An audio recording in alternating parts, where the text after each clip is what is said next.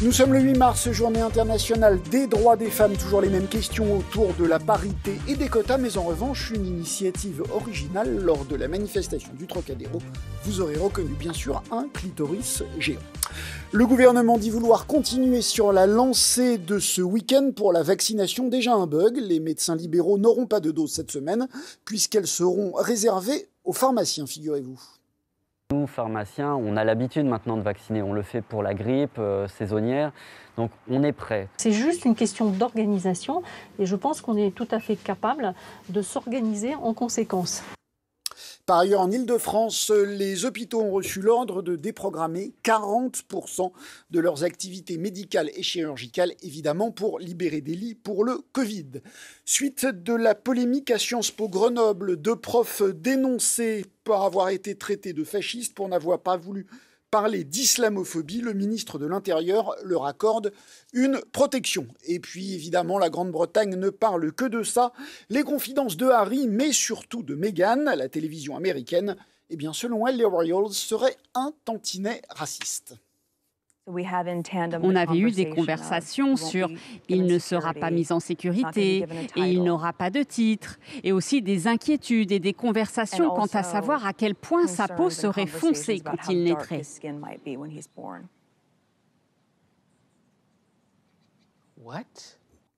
What a-t-elle dit? Alors, Najat Vallaud-Belkacem, c'est un moment important. L'heure des aveux, de dire la vérité, toute la vérité.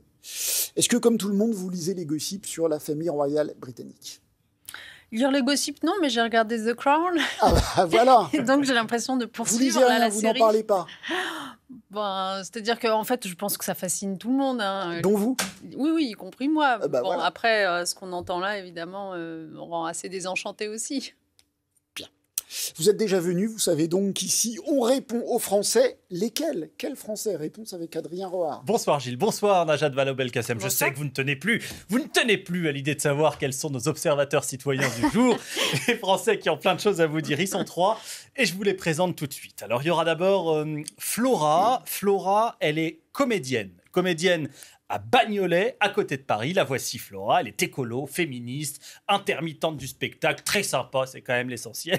Et vous l'entendrez dans un instant, tout aussi sympa. Et c'est un petit nouveau que nous accueillons et à qui nous souhaitons la bienvenue, c'est Julien. Alors il a été engagé syndicalement au sein du mouvement national des lycéens, mais il n'est plus lycéen puisque désormais il est étudiant en double licence Histoire et Sciences politiques à Alfortville et il a été choqué par la une de Libération aujourd'hui.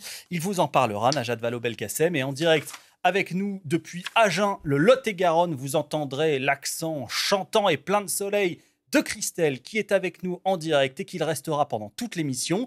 Elle est secrétaire. Bonsoir Christelle, elle en a ras-le-bol du Covid et c'est un euphémisme. Elle vous parlera aussi de féminisme. Bref, vous pourrez dialoguer toutes les deux dans un instant. À tout de suite. À tout de suite, effectivement. Avec plaisir, on va évidemment commencer par le Covid. Les vaccinations se sont accélérées ce week-end. Le gouvernement a-t-il eu raison de mettre le paquet? Vous trouvez que c'est de la com? Qu'en pensez-vous? Il ne faudrait pas que ce soit une accélération événementielle, on va dire, juste le temps d'un week-end. Le problème, c'est qu'on a quelques inquiétudes quand on voit la stratégie.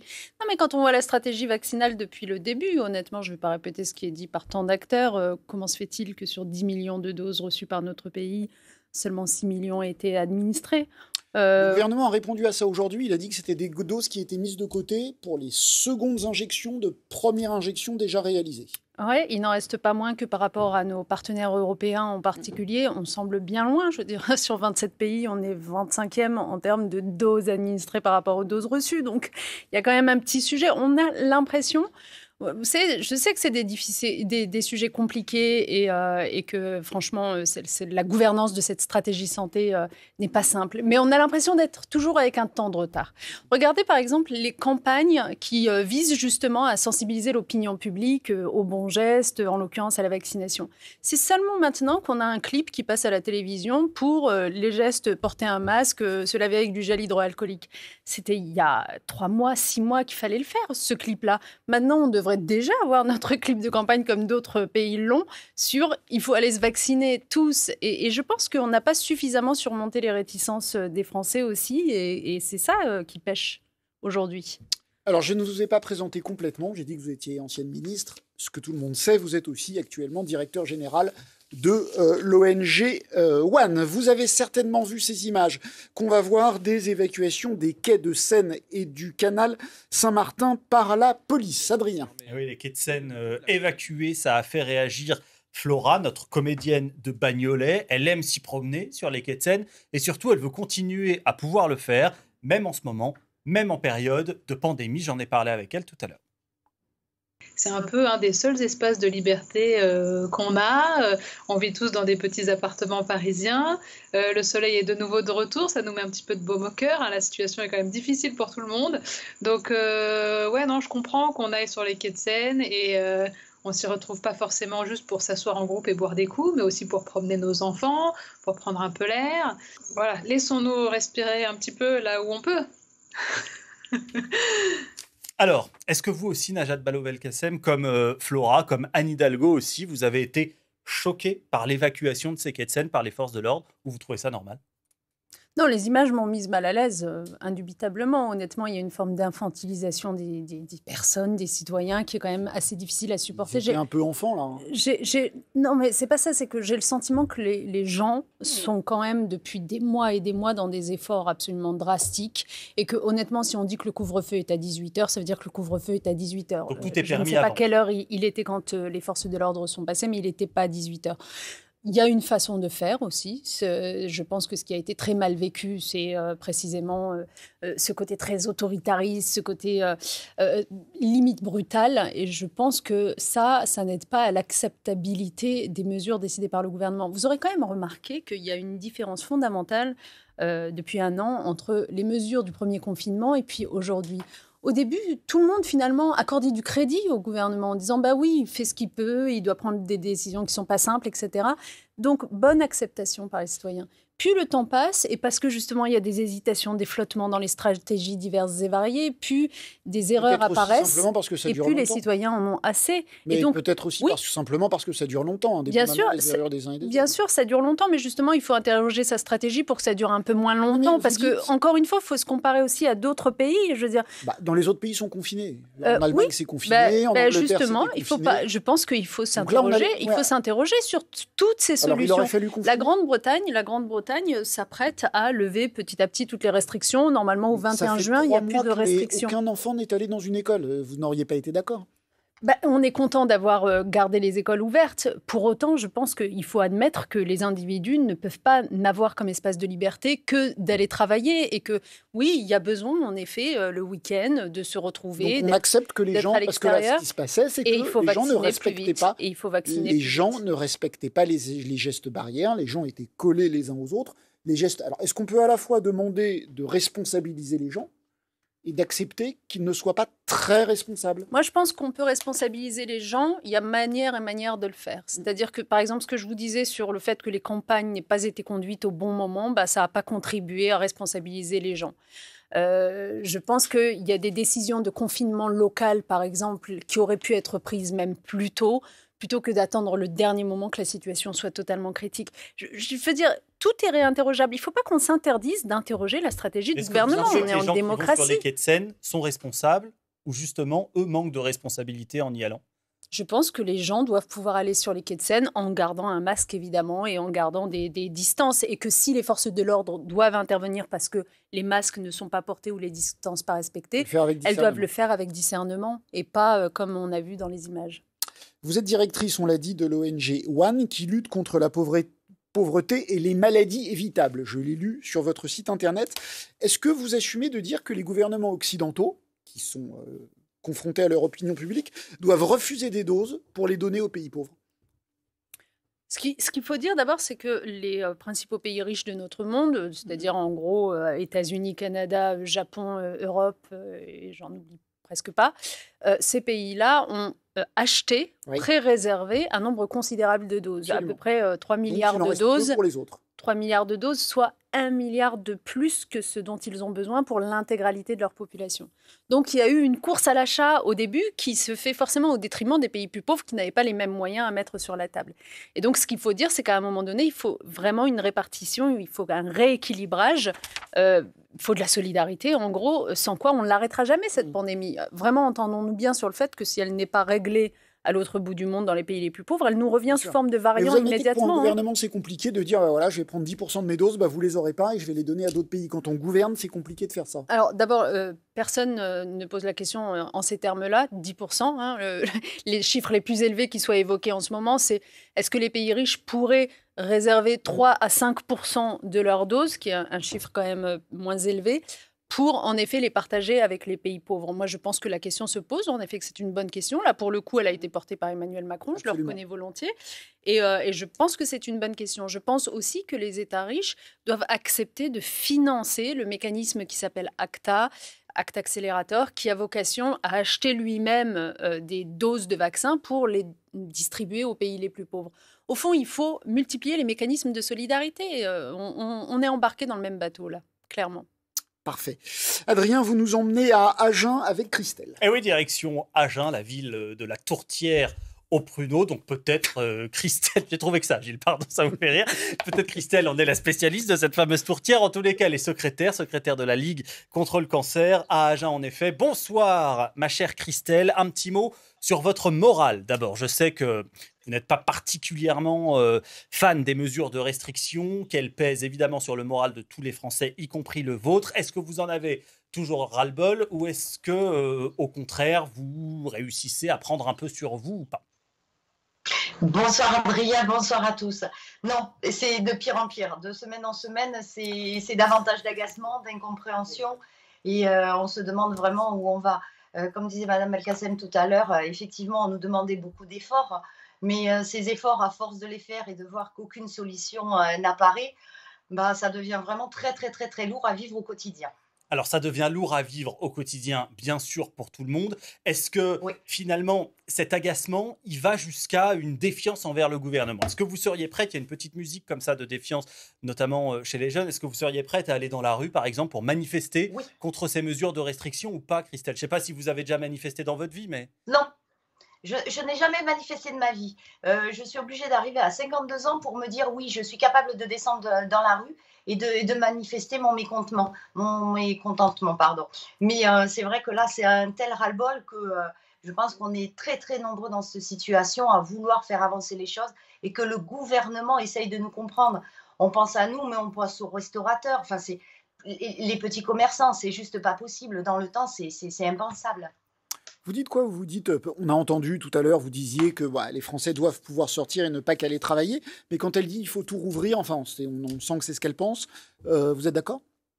Je ne sais pas s'il faut tout rouvrir. Ce que je sais, c'est que le discernement dont on parlait tout à l'heure, il faut l'appliquer davantage dans les mesures qui sont décidées. Honnêtement, les lieux de culture, certains lieux de culture, je n'ai toujours pas compris. Gabriel Attal est d'accord avec vous, il a dit je n'ai toujours pas compris pourquoi ils sont fermés quand des grandes surfaces sont ouvertes. Enfin, il y a des choses comme ça qui ne sont pas très logiques.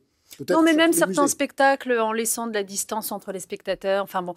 Donc, j'ai le sentiment que des décisions ont été prises à des moments, je le comprends, de façon un peu précipitée, il fallait faire face rapidement, mais qu'on s'est interdit ensuite de les réinterroger régulièrement. Et je pense qu'une action publique moderne doit se faire désormais en acceptant l'évaluation, en acceptant d'admettre qu'on s'est peut-être trompé. C'est pas très grave, mais il faut pouvoir revenir sur ces décisions. Oui. Une action citoyenne dans la rue, comme ce que vient de nous dire Christelle, qui est prête à aller manifester, vous iriez à ses côtés, vous manifester contre les mesures gouvernementales ? Je pense que ceux qui manifestent sont ceux, malheureusement, qui n'ont pas d'autre canal pour porter leur mécontentement ou leurs revendications. Donc moi, j'ai le sentiment d'avoir d'autres canaux pour le faire. Mais vous les soutenez ? Vous les soutiendriez ? Moi, je pense qu'il faut être extrêmement à l'écoute de la fatigue et même du désespoir de certains. Enfin, franchement, on ne va pas revenir aussi sur la situation de la jeunesse. La précarité, le fait d'être enfermé chez soi, le fait de suivre des cours qui n'en sont plus. Enfin, voilà, bien sûr qu'il faut être à l'écoute de tout ça. On ne va pas se contenter de rejeter en disant non, c'est les sachants qui savent. Il faut être à l'écoute et puis essayer d'adapter ces mesures pour qu'elles soient vivables, acceptables. Allez, on retourne voir Christelle à Agen, qui est toujours en direct avec nous. Autre sujet d'actualité, Christelle, c'est aujourd'hui la Journée internationale des droits des femmes. Est-ce que vous vous sentez concerné, vous, par la vague féministe en ce moment ? Est-ce que pour vous, c'est un sujet essentiel et prioritaire ou pas ? Non, pas prioritaire. Je me pose même la question pourquoi en 2021, on a encore besoin de fêter une journée internationale des droits de la femme. Je suis pour l'égalité des sexes. Mais pour moi, je pense que le quota de la parité homme-femme dans les entreprises n'a pas d'effet miracle. Que ça soit sur les mentalités, les comportements. Le mérite, il n'a pas de sexe. Alors, c'est intéressant que vous en parliez, Christelle, de ça, parce que dans le JDD, il y a 41 grands patrons qui se sont engagés, je ne sais pas si vous avez vu ça, Najat Vallaud-Belkacem, pour la parité dans les entreprises à l'horizon 2027, voire 2030, avec pourquoi pas l'instauration de quotas, c'est ce qu'ils ont dit dans le JDD. Vous, Christelle, ces fameux quotas dont on parle beaucoup, vous dites quoi? C'est pas une bonne idée? Non, pour moi, c'est pas une bonne idée parce que le mérite, comme je disais, il n'a pas de sexe. Et la parité homme-femme, ça n'aura pas d'effet miracle. C'est pas parce que vous allez rentrer 10 femmes égalité avec 10 hommes que les mentalités vont changer, qu'il va y avoir ce petit déclic qui vont faire que, pouf, les comportements vont changer du jour au lendemain. Enfin, pour moi, en tous les cas, c'est pas une question de quota. Alors, entre femmes, voilà, j'ai envie que vous discutiez toutes les deux, Najat Vallaud-Belkacem. Vous avez entendu ce que vient de nous dire Christelle. Le mérite n'a pas de sexe. Est-ce que vous êtes d'accord avec elle? Qu'est-ce que vous auriez envie de lui dire et de lui répondre? Non, je ne suis pas d'accord, désolée Christelle. Je pense vraiment... C'était un peu le but. Hein. Je pense vraiment qu'il faut réinterroger en permanence cette notion de mérite. D'ailleurs, c'est amusant parce que c'est le même mot qu'on emploie quand on parle du mérite en matière scolaire. Et là, en l'occurrence, on en parle en matière d'égalité femmes-hommes. Il faut toujours l'interroger, la méritocratie, le mérite. Il faut toujours se demander si ce qui a fait que les individus sont arrivés, en l'occurrence en matière scolaire... Parlez-lui dans la caméra, parce que si vous baissez la tête, elle vous voit moins bien. Ah, vous êtes là. Désolée. Faut donc toujours s'interroger, donc en l'occurrence en matière scolaire, sur est-ce que ce qui a fait que les individus arrivent à une réussite scolaire éclatante, c'est vraiment juste leurs propres efforts et leur propre compréhension des choses, etc., ou c'est des conditions qui les ont accompagnés qui étaient bien meilleures que celles d'autres camarades? Ça, c'est en matière scolaire. Et s'agissant de l'égalité professionnelle entre femmes et hommes, c'est exactement le même sujet. Qu'est-ce qui fait que vous avez beaucoup plus, que vous n'avez quasiment que des hommes, sauf exception, qui sont PDG du CAC 40? À votre avis, pensez-vous que c'est structurellement parce que les hommes le valent plus et sont bien meilleurs et bien plus méritants? Mais non. Il y a quand même des conditions culturelles qui les ont accompagnés, eux aussi, à accéder à ces responsabilités auxquelles n'accèdent pas les femmes. Et donc, évidemment qu'il faut remettre en cause tous ces schémas-là, il faut réinterroger ce mérite et il faut se dire que finalement, il y a une injustice profonde à ce que des femmes ne soient pas en nombre égal PDG du CAC 40 ou dans les comités de direction ou n'importe où d'ailleurs.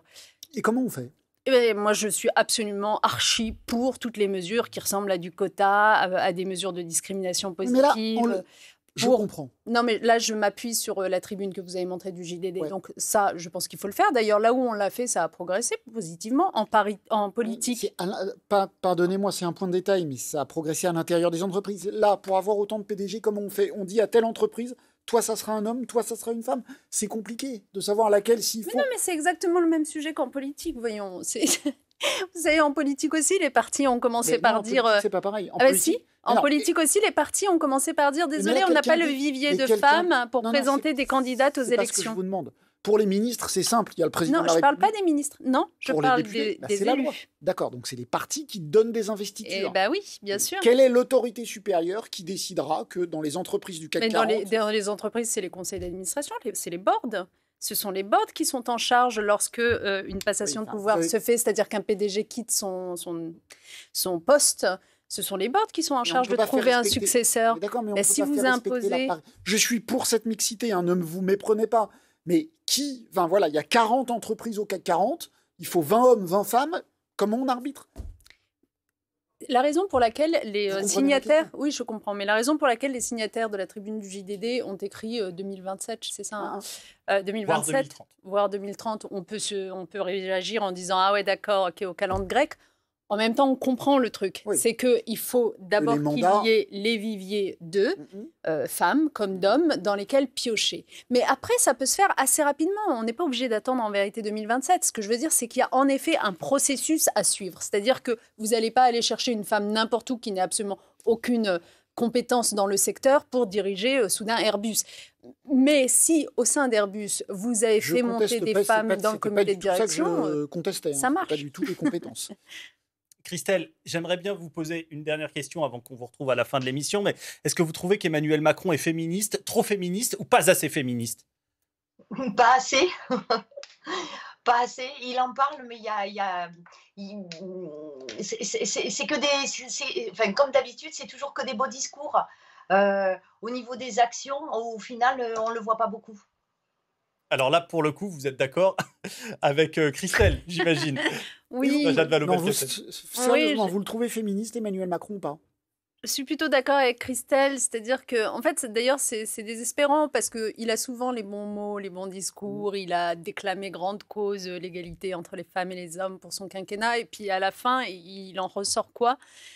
Moi, j'ai plutôt le sentiment qu'il est passé à côté de ce qui s'est passé avec MeToo. MeToo, normalement, ça aurait dû déboucher... Il est passé à côté?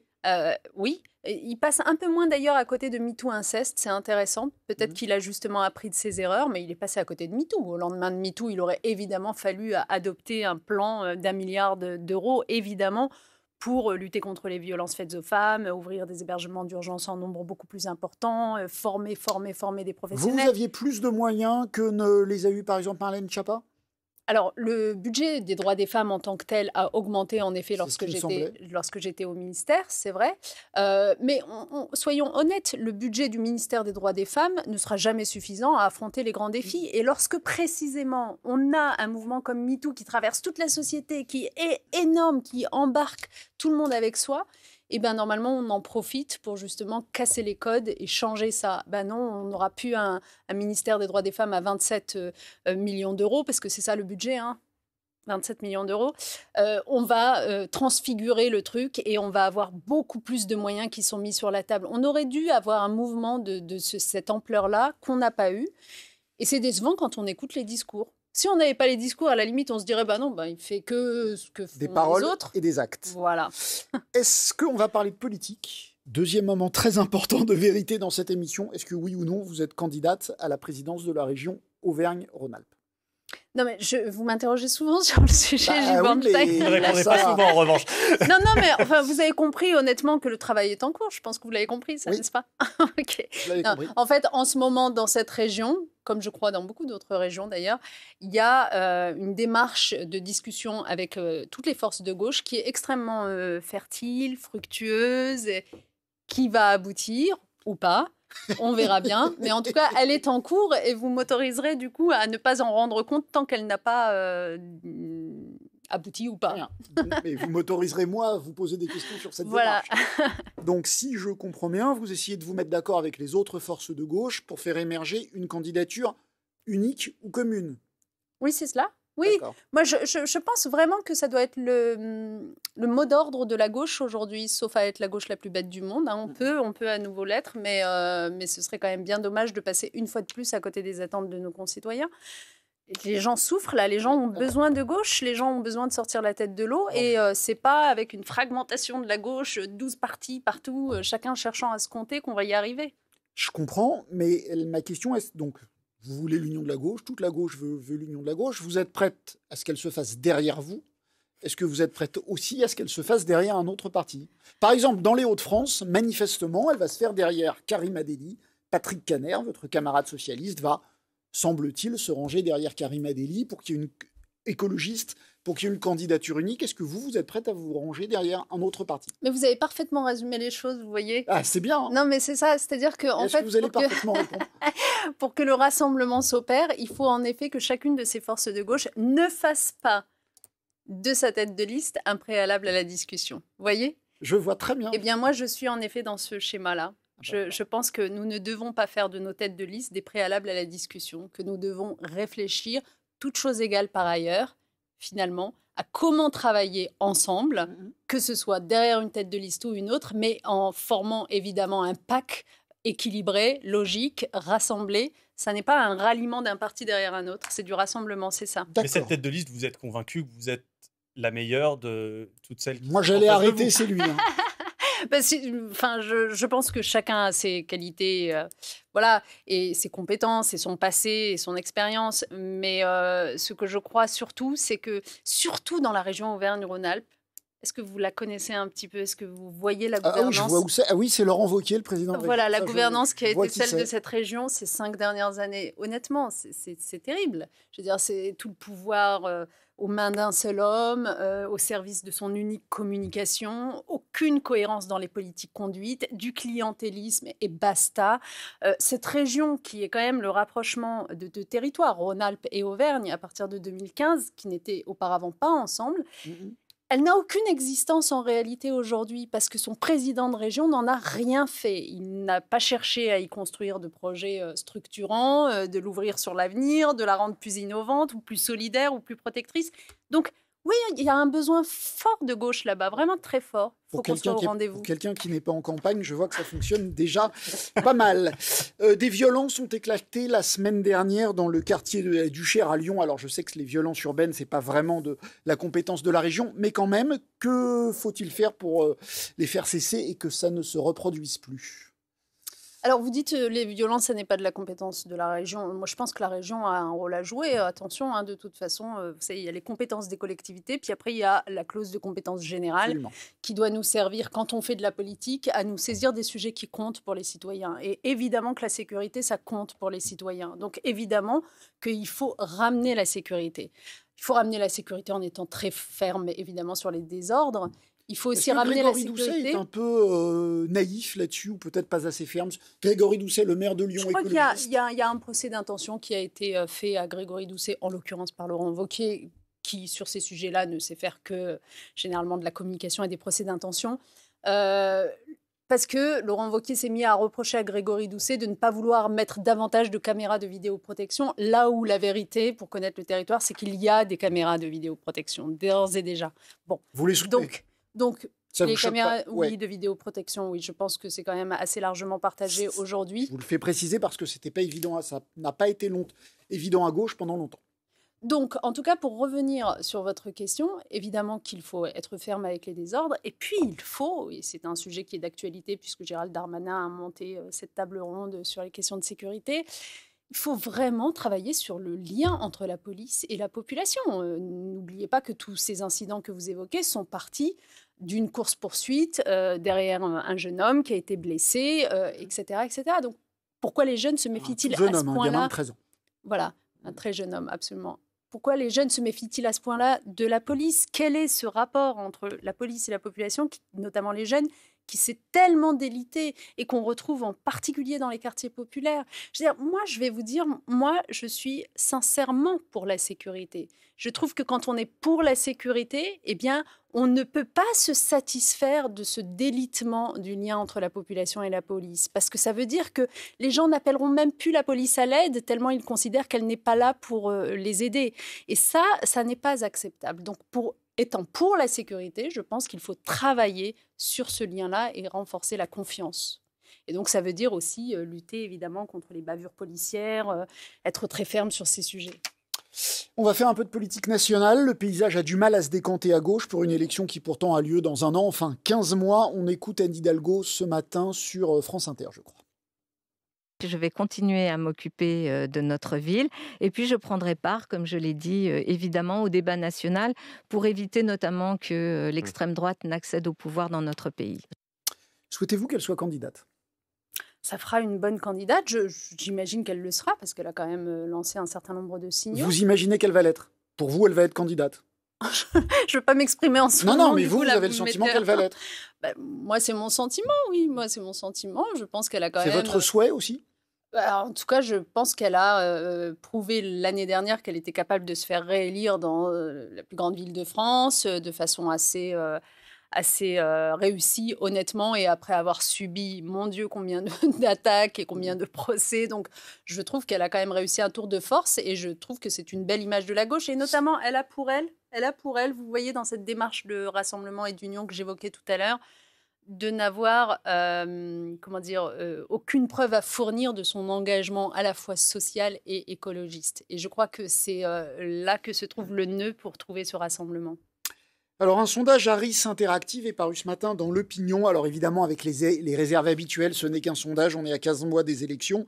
Néanmoins, il y a énormément d'enseignements. Alors, d'abord, pour le premier tour, on le voit là. Premièrement, la gauche est complètement hors jeu et Anne Hidalgo, qui a peut-être tout compris de tous les enjeux, mais enfin, malgré tout, elle est à 6%, quelle que soit la candidature de droite. Deuxième enseignement, les électeurs reconduisent massivement le duel Macron-Le Pen, puisqu'ils sont tous les deux à 25%.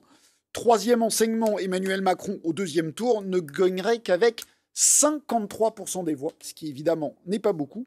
Pourquoi une si faible marge d'erreur ? Eh bien parce que ce sondage confirme ce qu'on avait lu dans Libération la semaine dernière, il y a quelques jours, que les électeurs de gauche ne sont pas prêts, cette fois-ci, à voter Emmanuel Macron. En tout cas, pas tous. Absolument, Gilles, la marge est faible, particulièrement faible chez les électeurs de gauche, en effet. Et justement, j'en ai parlé à deux d'entre eux, deux de nos observateurs, à la fois Flora et Julien, deux électeurs de gauche qui pensent assez différemment, on les écoute.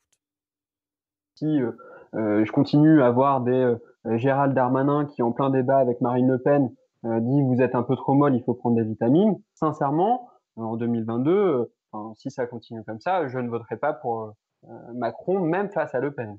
Je ne voterai jamais pour l'extrême droite et je ferai tout pour qu'il ne passe pas. Donc, ouais, je ne sais pas qui sera en face, mais je pense que mon choix sera de voter pour la personne en face. Voilà. Alors, Flora votera Macron si c'est lui qui est en face de Marine Le Pen. Julien, manifestement pas. Et vous, est-ce que vous choisirez ou pas ? Moi, vous savez, je me suis engagée en politique pour contrer le Front National en 2002. Donc, je pense que je suis assez claire là-dessus et assez constante. Et donc, évidemment que je ferai toujours en sorte que donc vous revoterez ce Macron soit l'alternative. Comme vous l'avez fait en 2017. À titre personnel, ce sera... Vous revoteriez si d'aventure ce second tour devait les opposer. Absolument. Mais une fois qu'on a dit ça, donc, pardon, je finis ma phrase pour que ce soit bien clair, je ferai toujours en sorte que ce soit l'alternative au Front National qui l'emporte. Si la situation est celle-là. Mais une fois qu'on a dit ça, honnêtement, faut vous rendre compte là, de ce que sont en train de nous dire les électeurs de gauche. Des électeurs qui, en effet, pour beaucoup d'entre eux, avaient voté au second tour de 2017 pour Macron afin de faire barrage au Front National et qui aujourd'hui sont tellement dégoûtés par son comportement, par le comportement de ses ministres. Gérald Darmanin a été évoqué, par les propos tenus, par certaines législations adoptées, y compris sur les questions migratoires, etc., qu'ils n'en peuvent plus, quoi. Je pense que c'est d'abord cette parole-là qu'on devrait écouter. Et les responsables de La République En Marche, au lieu de critiquer le journal Libération ou de critiquer ces électeurs-là, devraient se demander tout ce qu'ils ont raté. Ils ont raté beaucoup de choses. Mais vous, ce que vous devriez peut-être entendre, c'est qu'en dépit de tout ce que vous dites, Anne Hidalgo est à 6% dans les sondages et qu'on a fait le total de la gauche, ça fait moins qu'Emmanuel Macron. Donc cette protestation des électeurs de gauche que vous constatez, et vous avez raison, parce que moi aussi je rencontre des électeurs de gauche qui ne veulent plus voter Emmanuel Macron, elle ne profite pas à la gauche, à aucune des gauches en fait. Ouais, mais en même temps, vous savez pourquoi elle ne lui profite pas ? Et là, on refait le lien avec les régionales. C'est qu'en fait, aujourd'hui, l'idée que la gauche puisse être rassemblée au présidentiel ne s'est pas installée dans les esprits. En fait, elle paraît pour le moins impossible à imaginer, parce qu'on n'est même pas capable d'en faire la démonstration à l'échéance précédente que sont les élections régionales et départementales. Vous l'avez fait au municipal ? Oui, enfin, au municipal, Lyon, on a eu tous les cas de figure. Oui, c'est un peu compliqué. Ils étaient à Lyon, à Bordeaux, dans plein de villes, cette alliance, elle a marché. Cette alliance verte PS, elle a marché. Oui, mais derrière des socialistes dans les à Lille, quelques par villes, exemple, derrière des écolos à Lyon ou à Bordeaux ou à Strasbourg. Non, mais attendez, parce que les exemples que vous donnez, les Verts et le PS n'étaient pas forcément au premier tour ensemble, vous en avez conscience. C'est vrai. Mais je dirais que précisément ce qui pêche ici, c'est que il n'y a pas dans les candidats déclarés, que ce soit du côté socialiste ou du côté écologiste, ou pressenti, disons, pour la présidentielle, aucun ne s'impose aux autres. Et non. Dans les municipales qui ont bien marché en termes de rassemblement, etc., c'était un candidat qui s'imposait aux autres, généralement d'ailleurs un sortant, et qui du coup entraînait cette union dès le premier tour. Bon, très bien, genre Nathalie Appéré, Johanna Roland, ou alors même sans être sortant, Mathieu Klein, enfin des gens qui s'imposaient finalement au reste de la famille de gauche. Aujourd'hui, notre problème, c'est qu'il n'y a pas un individu parmi ceux qui sont pressentis ou déclarés qui s'impose aux autres. Donc, il faut venir compenser cette faiblesse-là par une démonstration qui aurait été faite au préalable que, en fait, quand on part unis, on gagne vraiment. Et au régional, c'est vraiment le moment de faire cette démonstration-là pour que ensuite, un an plus tard, à la présidentielle, eh bien, les partis politiques, par exemple, se forcent à organiser les conditions d'une primaire dans laquelle, puisque un seul candidat ne s'est pas imposé, c'est la primaire qui les départagera. Vous voyez ? Mais je pense qu'il y a besoin de leur forcer la main. Je comprends. En ce 8 mars, donc encore une fois, journée internationale des droits des femmes, Libération publie une confession controversée, celle d'un violeur. Oui, un texte et un choix éditorial qui font particulièrement réagir, notamment Julien, notre étudiant à Alfortville, qui ne comprend pas ce choix. Moi, personnellement, j'étais très choqué de voir ça. Et j'ai lu en plus quelques passages de cette fameuse lettre qui disait que cette personne-là, qui reconnaît explicitement avoir violé une femme, qui dit que lui aussi avait été détruit, etc. Et j'ai trouvé ça vraiment infect. C'est même infect de placer en quelque sorte sa souffrance d'avoir fait un tel acte au même stade quasiment que la victime. Alors, publier la lettre d'un violeur, ça fait réagir. Est-ce que, comme certaines féministes, Najat Vallaud-Belkacem, vous considérez que cette une-là de Libération aujourd'hui, elle est irresponsable et que la romantisation du viol n'a pas sa place ni en une d'un journal, ni tout court dans la société? Honnêtement, moi, j'ai toujours du mal à intervenir dans la liberté éditoriale des journaux. Je veux dire, c'est leur choix, voilà. Ça vous a pas choqué? À titre de lectrice en plus habituelle de Libération, je me dis peut-être que le 8 mars, c'était pas la date idéale pour le faire. Néanmoins, la démarche qui consiste à rendre public ce type de courrier d'un violeur, elle est utile, elle est franchement, elle est formatrice, quoi. Elle est informatrice. C'est-à-dire que c'est très intéressant aussi à un moment donné, quand on veut faire reculer un phénomène, de regarder ce qui se passe évidemment du côté de la victime, mais de regarder aussi ce qui se passe du côté des témoins et du côté de l'auteur et de chercher. Non, ce qu'elle appelle une dérive du féminisme actuel. Anne-Marie Le Pourrier, bonsoir. Vous dites que les féministes, une partie des féministes n'aiment pas les hommes. Pourquoi dites-vous ça? Enfin, dites-le plutôt à Najat Vallaud-Belkacem. Le discours féministe est devenu un discours de repli sur soi, un discours communautariste. Quand on lit ce qu'on lit. On lit bien ce que dit cette dame qui est à la municipalité parisienne, Alix Coffin, ou je ne sais plus comment elle s'appelle, qui écrit des choses terribles. Quand on a un discours qui est truffé de masculinité toxique, culture du viol, sexisme systémique, domination structurelle, etc., avec un discours comme ça, je suis désolée, c'est un discours de haine. Bon, et le discours des néo-féministes aujourd'hui, parce que la sociologie des mouvements féministes a beaucoup changé, ce discours des néo-féministes aujourd'hui est absolument haineux. Bon, et c'est un discours de repli sur soi, c'est un discours véritablement communautariste, c'est-à-dire que on parle d'un projet de loi de lutte contre le séparatisme pour des raisons religieuses, mais le problème du séparatisme, c'est qu'il est partout à travers le communautarisme. Il y a une libanisation de la société française, une fracture de la société française en groupes haineux qui se font des guerres, de véritables guerres civiles importées des États-Unis. Il n'y a qu'à voir la société américaine. Si c'est ça qu'on importe chez nous et qu'on a réussi à importer, c'est pas une réussite. Donc, je trouve ce discours associatif, militant, haineux, où il y a deux catégories sur la terre, les gentils qui sont les femmes et les salauds qui sont les hommes, c'est plus supportable. Et Najat Vallaud-Belkacem. Ça dessert énormément en plus la cause des femmes, car le moins qu'on puisse dire, c'est que c'est un discours Madame très Pourrier, antipathique. c'est un débat. Je voudrais que Najat Vallaud-Belkacem vous réponde. C'est difficile de parler au nom de toutes les féministes. En plus, comme vous l'avez compris, il y a une telle variété parmi elles. Mais honnêtement, j'ai l'impression que les procès se suivent et se ressemblent, en fait. Tout à l'heure, on parlait de police. Vous voyez, ce que vous êtes en train de dire me fait penser un petit peu à ce procès qui consiste à dire à ceux qui rejettent les violences policières, rejettent les bavures policières, « Oh, mais vous faites ça parce que vous n'aimez pas la police. » Non, c'est au contraire. Je vais vous dire, c'est plus on aime la police, plus on a envie de pouvoir compter sur elle et plus on rejette les bavures policières parce que c'est elles qui nuisent à la police.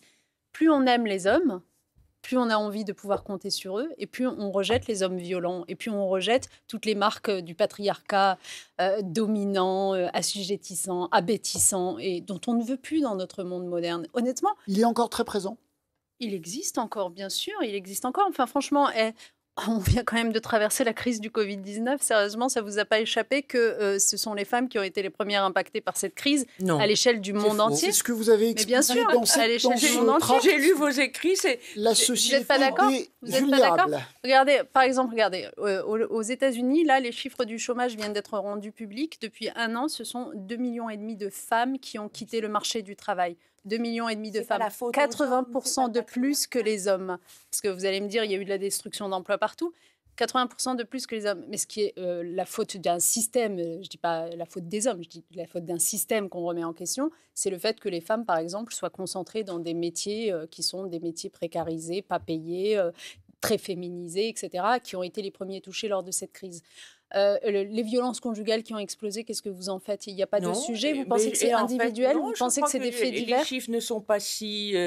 tout le monde avait crié que ça allait exploser, que ça allait être épouvantable. Mais ça a explosé, à tel point enfin. que le préfet du Morbihan avait même interdit la vente d'alcool parce que tellement c'était évident que l'alcool allait Mais vous remettez en cause le fait que ça ait explosé? Les chiffres, je suis désolée, ne disent pas qu'il y a eu... non. Ah oui, il y a juste eu 80% de hausse des appels aux hotlines. Dont on ne sait pas d'où elles sortent. Alors, c'est 60% des femmes se disent. Alors, se disent où, à qui, quand, comment, on ne sait pas. Hein. Vous avez toujours des chiffres formidables qui ne correspondent pas d'ailleurs à ceux du ministère de l'Intérieur dans certains domaines. Et donc, si vous voulez, on bâtit un discours. Et donc, juste pour comprendre, parce que je pourrais passer mon temps à vous répondre, mais juste pour bien comprendre votre positionnement à vous, c'est quoi? Il n'y a pas d'inégalité, tout va bien? J'ai lu dans le JDD votre article disant que, en moyenne, les femmes avaient eu 4 heures quotidiennes. Je peux vous interrompre? Le journal Le Monde, alors on peut accorder du crédit ou pas, dit 40% de signalements en plus pour violences conjugales lors du premier confinement. 40%, ça me paraît une augmentation relativement significative. Oui, mais d'abord, ce sont des signalements, d'une part, et d'autre part... Donc quoi, elles mentent? Quand vous dites s'il y a une différence entre les signalements et la réalité, ça veut dire que les femmes mentent? Oui, non, parce qu'il y a une incitation au signalement. Il y a eu toute une campagne pour inciter à signaler, pour dire que justement, etc. Donc, mais il est certain que l'enfermement... C'est quand même une accusation grave. L'enfermement augmente les conflits. Vous accusez des femmes de signaler de fausses violences conjugales parce qu'on les aurait incitées à le faire? On incite beaucoup aujourd'hui, oui, puisque c'est le discours associatif, c'est il faut porter plainte, il faut aller au commissariat, il faut aller... Bon, il faut pas. Donc, il y a une incitation. Il faut pas. Il faut pas porter plainte, il faut pas aller au commissariat, il faut se laisser frapper. On choisit, hein, on choisit. Bon, ça m'est arrivé d'avoir un peu de violence conjugale. J'ai pas eu envie d'aller mettre le père de mes enfants derrière des barreaux. C'est tout, c'est un choix qu'on peut faire. D'accord, mais enfin, c'est pas un choix qui a vocation universelle. Non, mais si vous voulez, c'est pas dire que les femmes, il y a eu aussi, vous ne voyez pas tout ce qui s'est passé aussi. Beaucoup d'hommes ne sont plus allés travailler au bureau. On fait beaucoup de choses à la maison. Ils se sont beaucoup occupés des enfants. Vous ne voyez que les côtés systématiquement négatifs. Il y a eu beaucoup de partage supplémentaire des tâches domestiques pendant l'épidémie de Covid, parce que les hommes n'allaient plus au bureau. Non, justement, au contraire, l'épidémie de Covid a réinstallé une spécialisation sexuée des rôles à outrance, dans laquelle, justement, d'ailleurs, de nombreuses femmes ont même une souffrance psychologique liée à ça, c'est-à-dire qu'elles se sont retrouvées en télétravail, mais à gérer en même temps toute l'activité domestique, et notamment lorsque les enfants n'étaient pas à l'école. Le suivi de leurs devoirs. Donc non, la vérité, c'est que voilà, c'est ainsi. La crise du Covid-19 a remis en exergue nos vulnérabilités sur le plan des inégalités femmes-hommes. Et donc, oui, les féministes ont raison. Les féministes ont raison à longueur de temps de plaider pour que ce sujet soit tout en haut de l'agenda politique et médiatique. Vous trouvez qu'elle crie trop fort ? C'est parce qu'à bien des égards, elle crie dans le désert. Et le problème, c'est qu'avec votre réponse et avec vos arguments, on voit bien qu'en fait, on a même encore plus de travail que ce qu'on croyait avoir. C'est ça qui est terrible. Mais parce que vous cherchez une égalité de fait à faire de la comptabilité d'apothicaire, à compter combien de femmes il y a ici, combien de femmes il y a de là, et combien d'heures elles ont passé à ceci, combien d'heures Mais c'est complètement normatif. À la limite, vous vous immiscez dans nos vies en nous disant comment on doit vivre. Et tout tout juste si on ne devrait pas se faire engueuler par les féministes parce que nos maris n'en font pas assez à la maison. Mais on a le droit de choisir sa vie. Vous êtes extrêmement normatives, les féministes. Vous voulez imposer. Il faut qu'on porte plainte, il faut qu'on se batte, il faut ceci, il faut cela. C'est tout le temps des « il faut ». Pardonnez-moi d'intervenir dans vos débats, mais... Vous n'êtes pas libéral, c'est le moins qu'on puisse dire, c'est des tyrans. Quand on n'a pas envie de se faire cogner, est-ce qu'on n'est pas libéral ? Enfin, c'est pas être normatif que... N'exagérons pas quand même. Bon, on n'a pas envie de se faire cogner. Mais vous êtes en train de nous dire que toutes les femmes se font cogner. Pas du tout. Non, et les féministes non plus ne disent pas ça. Bon, écoutez, il y a malheureusement un certain nombre de femmes qui se font cogner par des maris violents, alcoolos, etc. Mais voyons, moi je m'intéresse beaucoup plus à la prévention de ça. Qu'est-ce qui fabrique les hommes violents ? C'est par exemple le fait, je vais vous dire, c'est par exemple le fait d'avoir grandi eux-mêmes dans des foyers dans lesquels il y avait de la violence conjugale qu'on n'a pas traitée. Oui. Parce qu'à l'époque, justement, on ne disait pas aux femmes qu'il fallait qu'elles dénoncent. Parce qu'à l'époque, quand elles criaient, elles n'étaient entendues par personne. Donc notre société évolue positivement aujourd'hui, on les entend de plus en plus. C'est d'ailleurs pour ça aussi qu'on a des chiffres plus importants qui nous remontent, et c'est tant mieux. Mais vous n'allez quand même pas critiquer ça. Vous n'allez pas critiquer le fait qu'on fasse campagne pour que les témoins parlent, dénoncent, que les femmes se sentent en sécurité lorsqu'elles portent plainte, etc. Non. Mais il y a des mesures que je vois prendre, des mesures répressives notamment. Je pense que je m'étais réjouie de voir le nouveau garde des Sceaux qui avait quand même un certain sens de la procédure pénale nommé à ce poste. Et puis j'ai vu qu'il avait rétro-pédalé dans tous les domaines. On est en train de porter atteinte à tous les principes du droit pénal, tous les principes. C'est-à-dire que c'est tout le droit pénal des Lumières qui est jeté aux orties par un certain nombre de militances. Et donc ça, c'est extrêmement grave, que ce soit la prescription, que ce soit la charge de la preuve, que ce soit les délais, que ce soit le principe du contradictoire. Tout ceci est remis en cause par des féministes qui arrivent à l'Assemblée nationale et au Sénat avec des propositions de loi clés en main et des amendements clés en main. Il reste très peu de temps, laissez-la répondre. Et donc là véritablement, il y a sur le plan pénal des abus manifestes et des atteintes très graves. Je crois qu'on a compris votre question. Non, mais en deux phrases, la justice ne se rend évidemment pas sur les réseaux et la justice se rend devant les tribunaux. Néanmoins, vous ne pouvez quand même pas vous lamenter du fait que, par exemple, les livres de Camille Kouchner ou de Vanessa Springora, etc., parce que vous semblez faire allusion à ça, soient venus éclairer l'opinion publique sur l'ampleur extraordinairement importante du phénomène des violences sexuelles, du phénomène de l'inceste, du phénomène des violences faites aux enfants. Vous ne pouvez pas vous en lamenter. Et qu'ensuite, cet éclairage de l'opinion publique conduise un nombre plus important de gens à dire « mais est-ce que la législation est vraiment adaptée ?» Mais enfin, c'est le rôle dans une démocratie. Parfois, le tribunal médiatique vous inquiète aussi. Personne, aujourd'hui, dans ce que dénonce Colline Berry, il y avait 4 personnes. Les 3 autres nient. Elle est la seule à dire ça. Personne ne sait réellement ce qui s'est passé. Force est de constater que la vie de Richard Berry va être désormais compliquée. Alors, on ne sait pas ce qui s'est passé. Est-ce que ça vous inquiète aussi parfois ? Et qu'est-ce qu'a fait Richard Berry, justement ? Et il a bien fait, à mon avis. Il a saisi lui-même la justice. Absolument. Pour faire en sorte que la justice soit rendue quelque part. Et je pense qu'il faut... prescrit. C'est prescrit. Donc, de toute façon... C'est prescrit, donc de toute façon, il restera quelqu'un, on ne sait pas si c'est vrai ou pas. Le problème, c'est que moi non plus, je ne sais pas si c'est vrai ou pas. Donc moi, vous remarquerez que je ne me suis jamais exprimée sur cette affaire. Ouais. Donc le premier acte de responsabilité qu'on peut tous avoir déjà si on se plaint que la justice soit rendue sur les réseaux, etc., c'est ne pas y prendre part. Donc voilà, il y a eu une dénonciation, des accusations graves, je ne sais absolument pas quelle est leur réalité ou pas. La justice peut-être pas s'exprimer sur le fond du fait de la prescription. Il doit peut-être y avoir un moyen néanmoins pour la justice de s'immiscer dans cette affaire et de dire quelque chose. Et je pense qu'il faut lui laisser ça. Ok, merci beaucoup. Merci madame d'avoir assisté à ce débat qui était intéressant. C'est aussi mon rôle de remettre les choses en perspective. Je dois dire que vos propos parfois sur la banalisation, j'ai senti dans vos propos une certaine banalisation des violences conjugales qui... Non, je ne veux pas relancer le débat. C'est mon... Je dois... C'est mon devoir de remettre en perspective les débats. Voilà, je vous dis... Un certain nombre des propos que vous avez tenus m'ont choqué. Olivier Faure, le premier secrétaire du Parti socialiste, annonce une politique publique d'éducation à la sexualité et au consentement. Et il dit pourquoi pas des cours d'éducation sexuelle notée. Est-ce que vous êtes pour Najat Vallaud-Belkacem? On sait que vous aviez été contesté pour un certain nombre de mesures. Est-ce que vous pensez que ce serait une bonne idée qu'il y ait au collège ou au lycée, je ne sais pas où Olivier Faure veut les mettre, qu'il y ait des cours d'éducation sexuelle notés, que ce soit une matière à part entière qui soit enseignée à nos enfants? Dans les faits, vous avez des cours de sciences et vie de la Terre, de SVT, donc par définition, vous avez des notes et vous apprenez beaucoup de choses sur les organes, etc.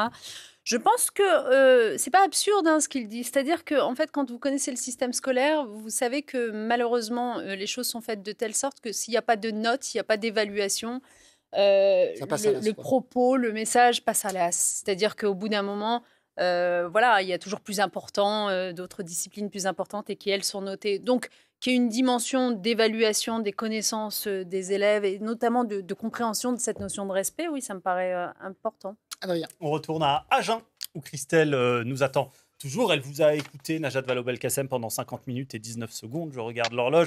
Ma chère Christelle, avez-vous trouvé Najat Vallaud-Belkacem convaincante ce soir? Si elle était candidate, par exemple, dans votre région, est-ce que vous seriez prêt à voter pour elle? C'est une petite question que je vous pose et je veux bien votre avis sur l'émission de ce soir. Eh bien, je suis désolée, mais non. Je ne voterai pas. Je ne voterai pas pour vous.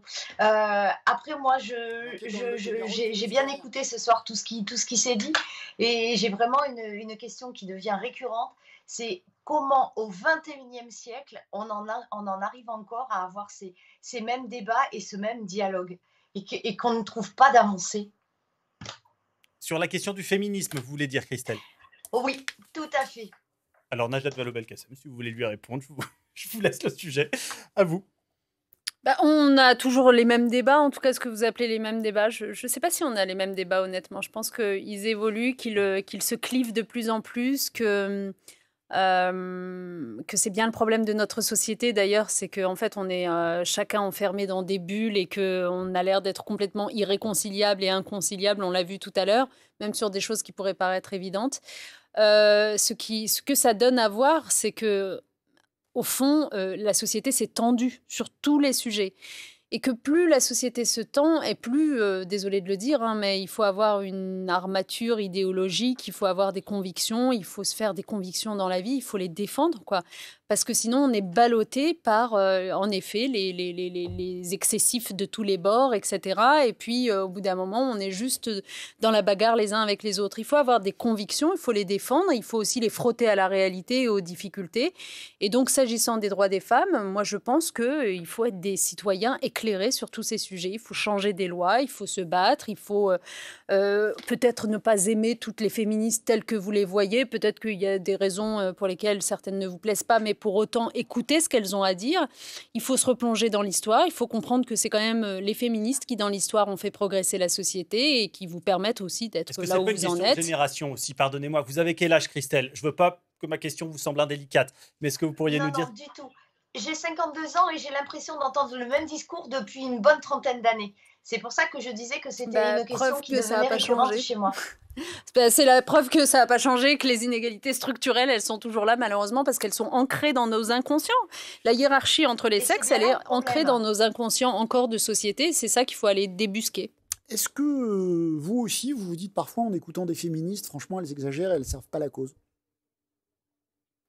Mais je pense que vous pourriez moi aussi, vous dire ça. De trouver Alice Coffin détestant les hommes en général. Vous pourriez vous dire ça, Gilles, au sujet de n'importe quelle cause. Bien dans sûr. Toutes les causes, il y a des gens qui... moi, ce que je vais vous dire, moi, ce que mon expérience m'a beaucoup appris, et c'est... j'ai eu la chance d'exercer des responsabilités importantes. 30 secondes.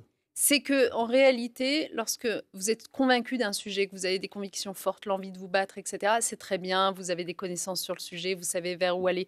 Mais il faut toujours penser de temps en temps à se retourner pour voir où en est la société.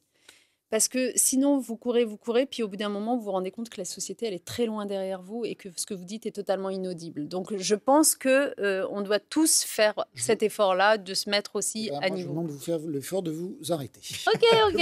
Édouard Balladur. Et un grand merci, évidemment, à Christelle. Je me lève et je me casse. Un grand merci à Christelle depuis Agen. Merci d'avoir été avec nous. Christelle, c'est toujours un plaisir. Merci, Christelle. Merci à toutes et à tous à tous, comme on doit dire maintenant, en vocabulaire inclusif, d'avoir participé à cette émission. Merci à Nathan de Carrière et à Nicolas Yomi qui ont eu beaucoup de travail aujourd'hui pour la préparer. Dans un instant, le flash de 20h, puis les informer avec Jean-François Akili.